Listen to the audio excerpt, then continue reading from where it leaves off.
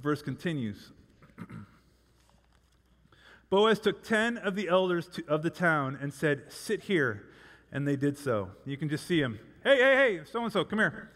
Okay, here, you sit here. All right, I need 10 guys. I need 10. Come back over here. Come on, we're going to handle this right now. We're going to finish this business right now. And he pulls them all together. Notice, Boaz is moving fast to take care of this issue. He wants it to come to conclusion right away. He is a man on a mission. He understands exactly what God's asking him to do, and he's going after it.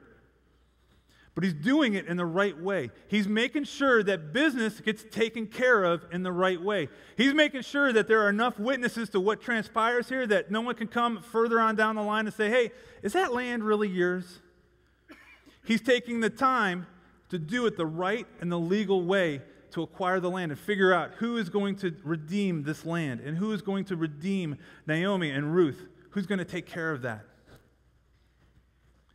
And he moves. Why 10?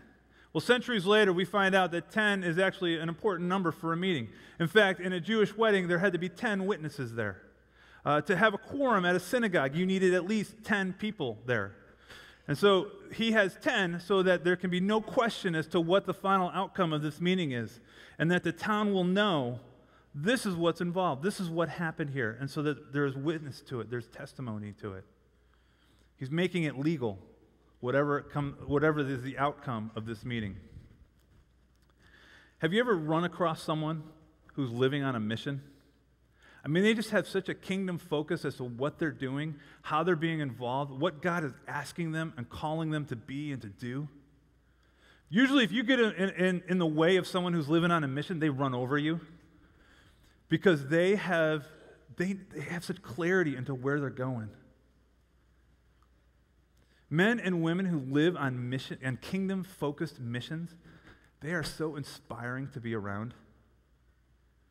I mean, you can't have this. It's the people that you listen to, you're like, "Oh, that's so cool what God did through them. That is amazing."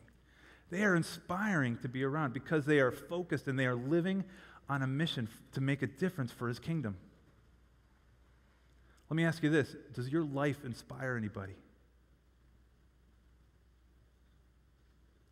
Does your life inspire anyone? Because you totally understand what God has called you to, what God has given you orders, marching orders for, and you are going after that. If not, why not? Is it because you haven't maybe figured out with clarity and focus what God's asking you to do or to be involved with? What kingdom work He wants you investing in? Have you not figured out maybe the dream that God's writing on your heart of what He wants you to be involved with, to do, to be? Or is it such that you've taken that kingdom mission and you know what it is? You know that God has given you a dream, God has given you something that He wants you to be involved in, but you've just put it to the side because so many other things in life come and just take that away. And here you are 4 or 5 years down the road going, "Yeah, someday I'm going to go after this, I'm going to do this." There is something inspiring about someone who's living on a kingdom-focused mission and making a difference. Notice, Boaz's character helps him to develop and to define his mission. He has a singular focus to settle this matter about Ruth and the land. Keep reading with me, verse 3. Then he said to the kinsman redeemer, "Naomi, who has come back from Moab, is selling the piece of land that belonged to our brother Elimelech." Boaz begins to lay out the opportunity for Mr. So-and-so. He begins to unfold the situation for the near kinsman redeemer. But notice, he doesn't give all the details of the deal, does he? He starts out kind of like, "Hey, did you know there's this piece of land that Naomi is selling?" The fact that Naomi is selling land that belongs to her, that has been in her family for generations, underscores the desperateness of their troubled times. It gives us a glimpse of what kind of desperate straits they are in, her and Ruth. And so Boaz does not mention Ruth up front. It's the equivalent of not telling him about the fine print, that there's more to the deal than meets the eye. And when the Mr. So-and-so looks at the deal, he sees Naomi, who most scholars believe was beyond childbearing years. So he says, okay, this is easy. It's a quick investment. I can pay that money. I can support Naomi. I don't have any heirs that are going to come from her that are going to take into my property. This is me just getting more property. This is an easy deal. This is a no-brainer. There is no responsibility in accordance to Leviticus with Naomi. The verse continues in verse 4. It says, I thought I should bring the matter to your attention and suggest that you buy it in the presence of these seated here and in the presence of the elders of my people. If you will redeem it, do so. But if you will not, tell me, so I will know.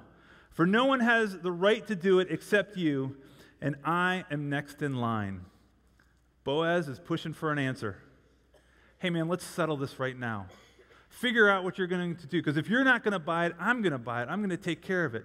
Come on, give us an answer. If this were the made-for-TV drama, this would be the commercial break right here. Because we know as readers that there is more going on behind the scenes. We know in the past 3 chapters that there is a love story that is developing between Ruth and Boaz. And in our hearts, as we're reading this, we're like, how can they not be together?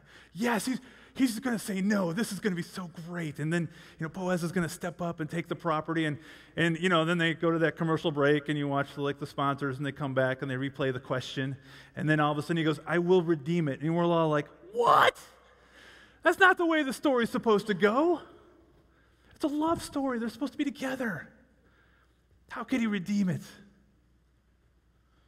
And then Boaz continues. He throws a wrinkle in the process. Boaz says, on the day you buy the land from Naomi and from Ruth, you acquire the dead man's widow in order to maintain the name of the dead with the property. Notice the timing on this. He begins to unravel the fine print for him. There is more to this transaction than meets the eye. Boaz begins to remind this guy about the guidelines in Leviticus, about his responsibility as a kinsman redeemer, about the fact that Ruth is tied to this property. It's like going in and buying a car, and you think $99 gets you that car, and then you're signing the loan, and you're like, wait a second, $400 a month for how long? Oh my, what? It's the fine print right here. He starts doing economic calculations. He starts realizing there's more to this investment than what he thought. Verse 6, at this the kinsman redeemer said, then I cannot redeem it, because I might endanger my own estate. You redeem it yourself. I cannot do it. The price is too high. Once Boaz interprets the responsibilities as a kinsman redeemer and how Ruth is tied to the property, he starts doing the calculations. If I marry Ruth and she has kids, I've invested that money and it goes right to those kids. Well, that's just me giving that money. What? And then those kids, they have ties to my other property? Wow, that's not so good for me. And then I also got to take care of Ruth and Naomi and all the kids with that. That's a steep price. It becomes an economic decision for him. He cannot afford it. He is not willing to pay the price. Isn't it interesting how we're able to afford things we really, really want? And so once he realizes there's more to this, I can't afford it. He's in the position to do it, right? He's the nearer kinsman. He was willing, but the price is too high. I think back to Christmas time when we were talking with our kids about things that they wanted for Christmas, and we had boiled down Tegan's to, she had really one gift that she was just, so much hoping that she would get, and it was a digital camera, and she had talked about it every night at dinner and whatever and all this, and I was walking through Target with my son Camden, and we were getting some coffee creamer, I believe, for Mom, and we happened to be in the electronics aisle. I'm not sure how we found ourselves there. But, we were there after running our little errand and all that, and Cam goes, Dad, is that a camera like Tegan wants? I was like, yeah, buddy, it is. Can I get it for her? I was like, oh, yeah, I did. I was like, oh, that's really sweet. I'm like, how much you got?